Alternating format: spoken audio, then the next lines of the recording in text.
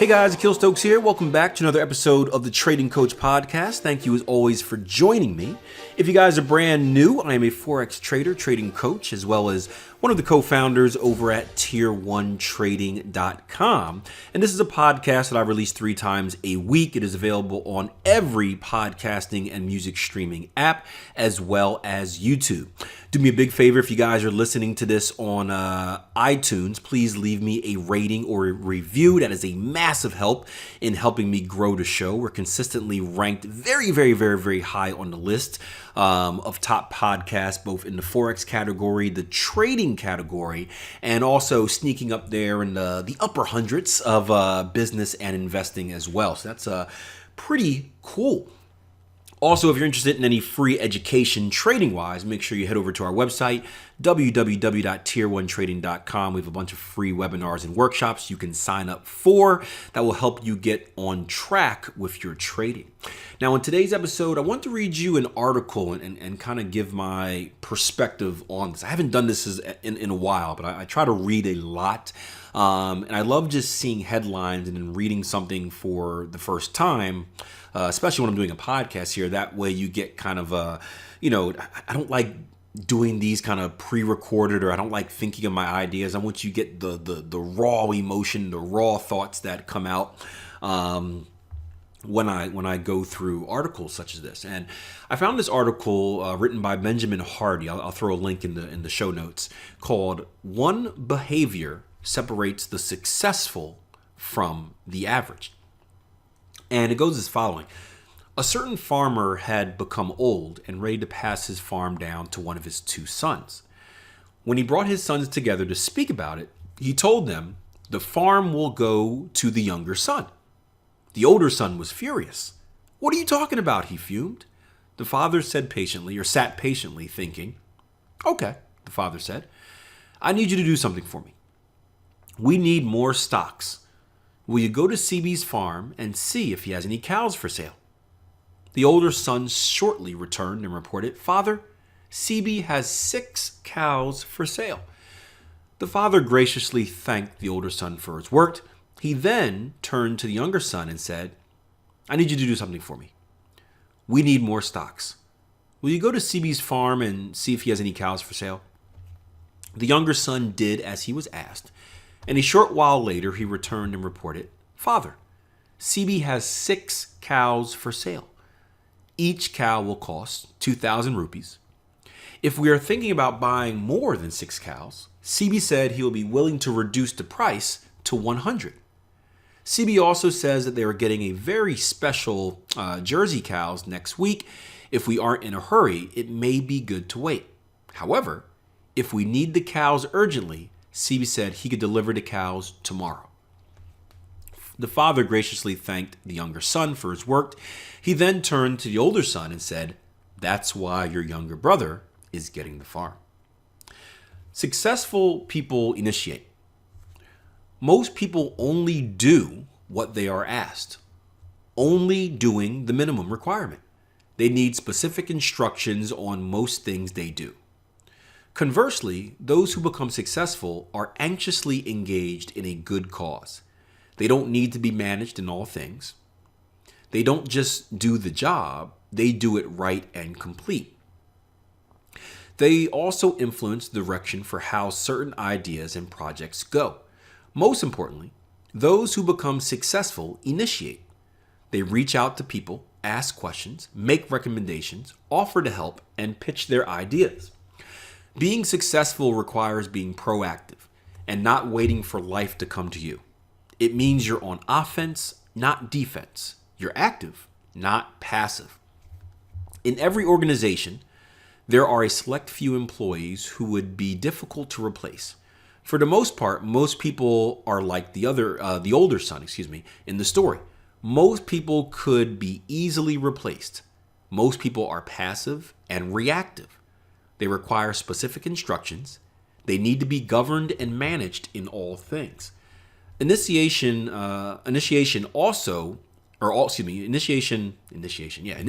always involves some degree of risk. You're putting yourself out there and there is a chance you could fail. Conversely, Doing only what you're told entails no risk and carries no responsibility. It's playing it safe. Conclusion. Are you an initiator? You absolutely can be. But if not, one thing is for certain. Life isn't going to wait for you. Now, this was just taking it in right now. I agree with this 100%. And I think it's first important that we understand that everyone isn't going to be an initiator, right? And I think everyone can, but no matter what we do, everyone in the world isn't going to be an entrepreneur. And if you think about it, the world wouldn't even work if everyone was an entrepreneur, because that entrepreneur would have no employees to work for them. So I never like saying it's a positive or a negative if you have the business mindset, if you are an entrepreneur. I know a lot of people out there say you have to think this way. You don't. There's nothing wrong with wanting to be an employee, with being a passive person, being a kind of a soldier. And I hope I don't offend anyone in kind of saying, but someone maybe on the front line that just takes instructions instead of being like a general or something like that who's giving them. Everyone is needed. Everyone plays a part, right? The world is one big machine, and every small little gear helps make that machine run. But if you want to be more, if you want to venture outside of that comfort zone, and especially in trading, which becoming a trader is essentially becoming an entrepreneur, you have to be different. You can't be that passive person. You can't sit back and wait for success to come to you, because it's not going to happen. I was in a discussion with a trader on Twitter the other day after a quote I shared comparing athletes to traders, and I think there are some very good similarities between the two.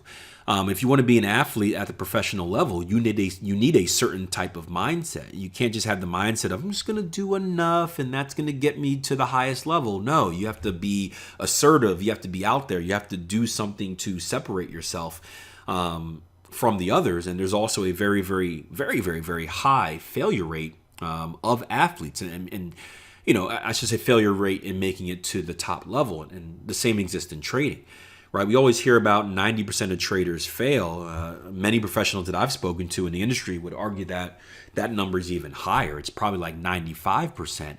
But it's only a very select few make it to that advanced level. And the ones that make it there are the ones that are assertive, right? I have the luxury of dealing with hundreds of thousands of traders in my career as a coach. And that's not just in traders I've worked with personally, but also traders that I've just seen on the internet, right? I'm very social for you guys that are out there wondering. Meaning if you catch me on social media, if you catch me in person, you ask me a question, I have no problem answering it, right? There's nothing to hide. And I deal with, going back to that 95% of traders fail, you can imagine the type of stuff I deal with on a normal basis. But I say this because I have a very good feel for who's going to be successful and who's not going to be successful. I can typically tell within the first week of working with a trader, typically within the first conversations, how successful they're going to be. And I'll tell you what, it has nothing to do with skill level. I can most likely tell you your success rate before we even get onto a chart. And it's really about how you carry yourself, right? I'm speaking to a trader right now on the chat, right?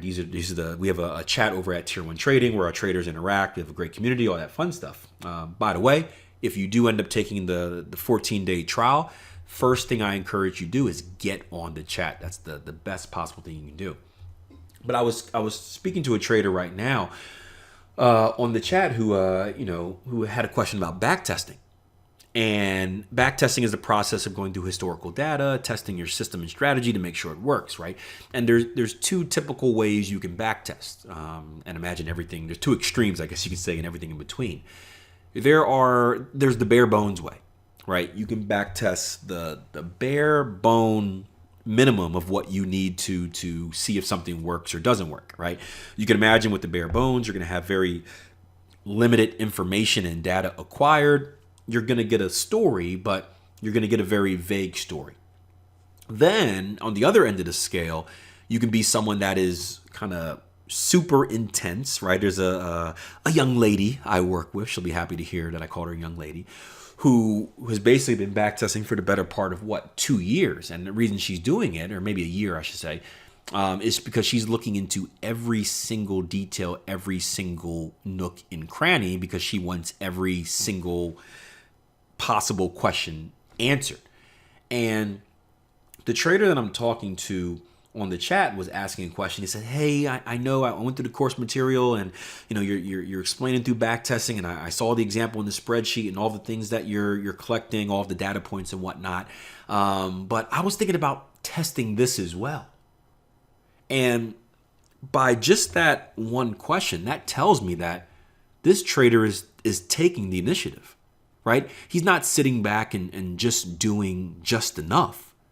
He's going over and beyond. He's thinking with his mind, right? He's thinking with his mind, what else can I test? What else can I do? What other questions do I want answered?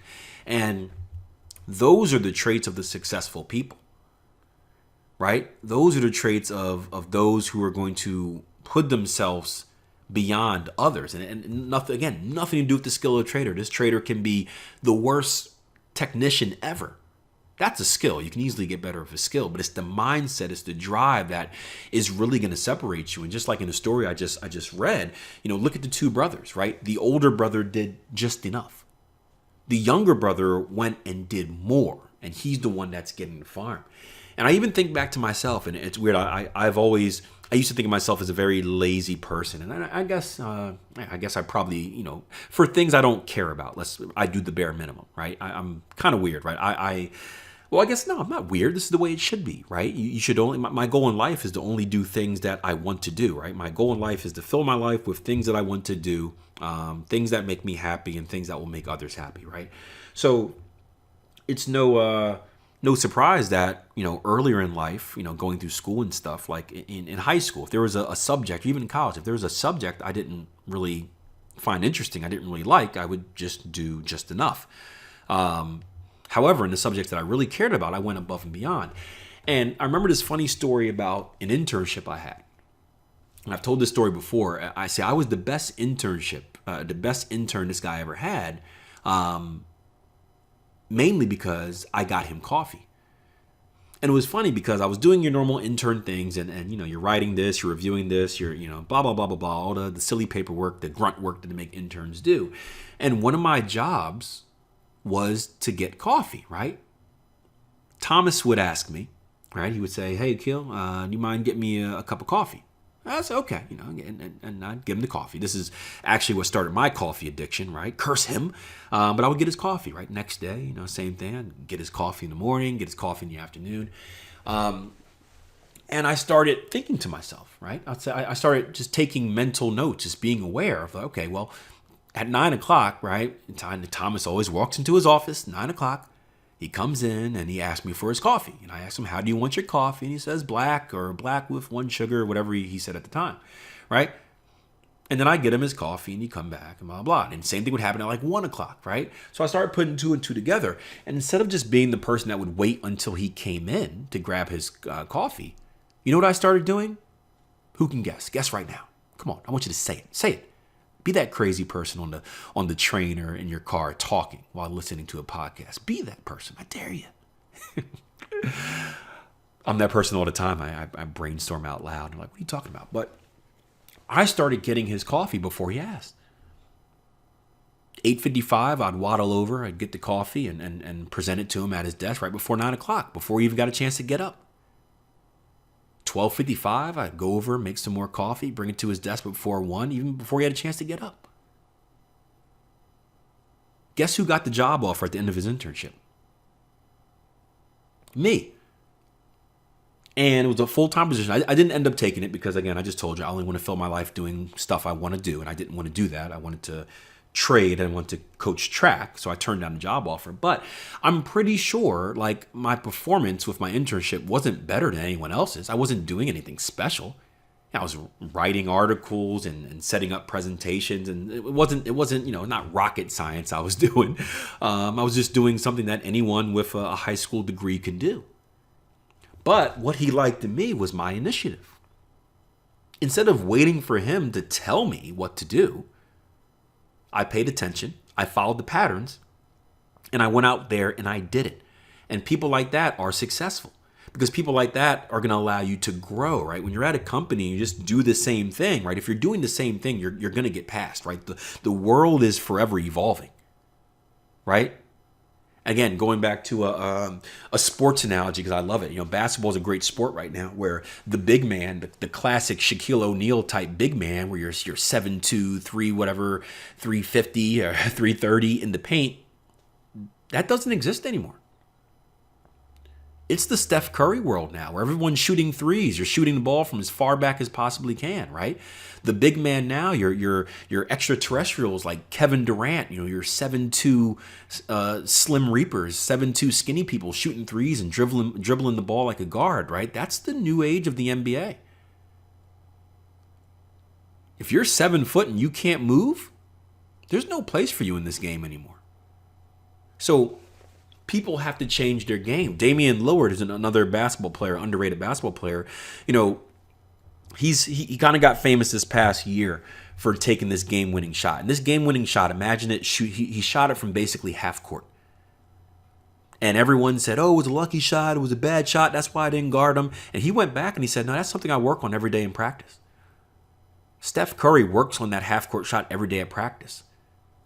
Why? Because they see the game getting further and further away from the rim. So they're working on mastering that longer shot before it becomes the norm. They're taking the initiative. Hey, I don't want to be late to the trend. I don't want to wait until this already happens and I gotta work to kind of catch up and stay with it. No, I want to be the first ones out there. And that's one of the reasons they become so successful. So I'm pretty sure I got that job offer because he saw the initiative. He said, this is someone that's not just going to sit back and just be told what to do. He's going to think. He's going to develop. And trading is no different, right? I did a podcast. I don't know when this one will be released, but I believe it was episode 202, where I talked about how to know when it's time to change your trading style. And for the longest time, I didn't take any initiative in my trading. I sat back and I had a strategy. I tested it. It worked. I assumed it was going to work that way forever. But as I got more experience in the market, I started to notice how, hey, market conditions change, right? Economic conditions change. And if I want to stay successful in trading, I can't just play catch up. I can't just wait until I'm going broke and then try to figure out what's wrong and fix it. No, I have to take the initiative. I have to make decisions in my trading that allow me to evolve so I can handle different market conditions. I just can't be a counter trend trader. I have to learn how to trade trend continuation. I have to learn how to trade breakouts. I have to learn how to make these adjustments, right? If I want to be one step ahead of the market. So just as successful people in general have that trait of taking the initiative, I think it's mandatory in trading. I mean, if you think about our whole process, IPDE, identify, predict, decide, execute, what are we doing? We're making predictions in the market. We are attempting to stay one step ahead of the market at all times. We're attempting to get in a bullish position before the market goes bullish. That's the only way we're going to profit, if we're in it before it happens. If we're taking actions more like a rookie trader, where we wait until the breakout, we wait until the market has gone bullish, and then we enter the trade, what do you think is going to happen? We're going to get involved just in time for the decline, just in time for the reversal. And while another trader out there is going to capture all the wins, we're going to be stuck with all the losses.